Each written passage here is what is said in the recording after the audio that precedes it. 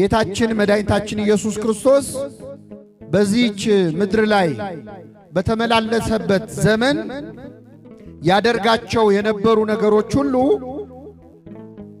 ምክንያት ያላቸው ናቸው። ክርስቶስ ያለ ምክንያት በምድር ሳለ ያደረገው አንዳች ነገር አልነበረም።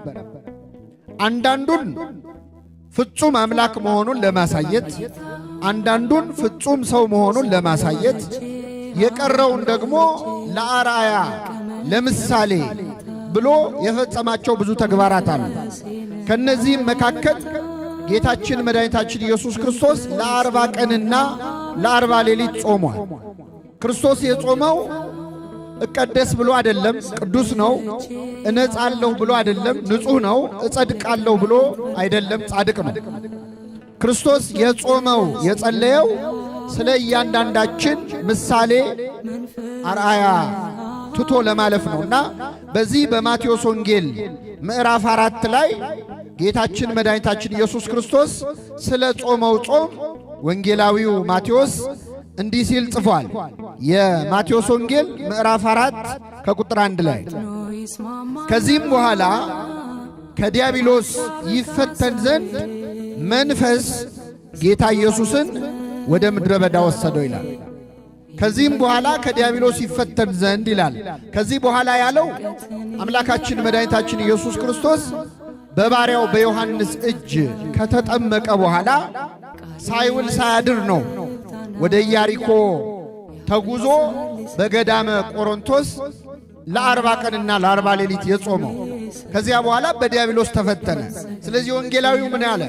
ከዚህ በኋላ ከተጠመቀ በኋላ ከዲያብሎስ ይፈተን ዘንድ መንፈስ ጌታችንን ወደ ምድረ በዳ ወሰደው። ከኔ ጋር በሉ፣ መንፈስ ጌታችንን ወደ ምን ወሰደው? ወደ ምድረ በዳ። ክርስቶስን መንፈስ ወደ ምድረ በዳ ወሰደው። መንፈስ ወደ ምድረ በዳ፣ መንፈስ ወደ ገዳም ወሰደው። ምን ማለት ነው? ክርስቶስ መንፈስ ወሰደው ሲባል ይህ መንፈስ መንፈስ ቅዱስ ነው። እንደምናውቀው አብ፣ ወልድ፣ መንፈስ ቅዱስ ስንት ናቸው? አንድ ናቸው። ስለዚህ መንፈስ ቅዱስ የወልድም መንፈሱ ነው። ስለዚህ ፈቃዱ አነሳስቶት ልክ ጻድቃንን ቅዱሳንን ለምናኔ እንደሚያነሳሳ አይደለም።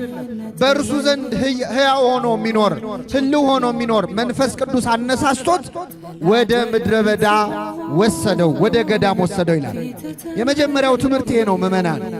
መንፈስ ወደ ገዳም ይወስዳል፣ መንፈስ ቅዱስ ወደ ምድረ በዳ ይወስዳል። ከኔ ጋር ናችሁ ምእመናን? አሁን በዓመት ውስጥ እስቲ እንደው የሆነ ጊዜ ወደ ሆነ ገዳም ሄጄ ትንሽ አረፍ ብዬ ብመጣ የሚል ፍላጎት ኖሯችሁ ያውቃል? ያውቃል። በዓመት ውስጥ ለአንድ ሳምንትም ቢሆን ሱባኤ ለመያዝም ቢሆን እንደው ወደ ገዳም ወደ መንፈሳዊ ቦታ በሄድኩኝ የሚል ፍላጎት ውስጣችን አለ። እንደው ያን ማድረግ ባንችል እንኳን ሲጨንቀን መተን የምንቀመጠው የት ነው? ቤተ ክርስቲያን። ለአንድ ሰዓትም ቢሆን ከ24 ሰዓቱ ቤተ ክርስቲያን እኮ መጥቶ ቁጭ ያለባት ሰው ሰላም የሚያገኝባት ነው። ሌላውን ትታችሁት ማለት ነው። ለትንሽ ደቂቃ እርፍ ማለት ይፈልጋል ነፍሳችን። ስለዚህ ወደ ገዳም ደግሞ የመሄድ ሱባኤ የመያዝ ወደ መንፈሳዊ ቦታ የመሄድ ፍላጎት ሁላችንም ውስጥ አለ። ይህ ፍላጎት ዝም ብሎ የመጣ እንዳይመስላችሁ። ወደ መንፈሳዊ ቦታ እንድንሄድ የሚያደርገን የማን መንፈስ ነው? የእግዚአብሔር መንፈስ። መንፈስ ወደ ምድረ በዳ ወሰደው ይላል። መንፈስ ቅዱስ ወደ ገዳም ሂዱ፣ ወደ ጸሎት ቦታ ሂዱ ይላል። ሰው መንፈስ ቅዱስ እንዳለበት አንዱ ማወቂያ መንገድ ይሄ ነው። መንፈስ ቅዱስ ካለብህ መንፈሳዊ ጉዞ ያምርሃል፣ ወደ ገዳም መሄድ ያምርሃል። መንፈስ ቅዱስ ሲርቅህ ደግሞ ገዳም ምን ያደርጋል ትላለህ?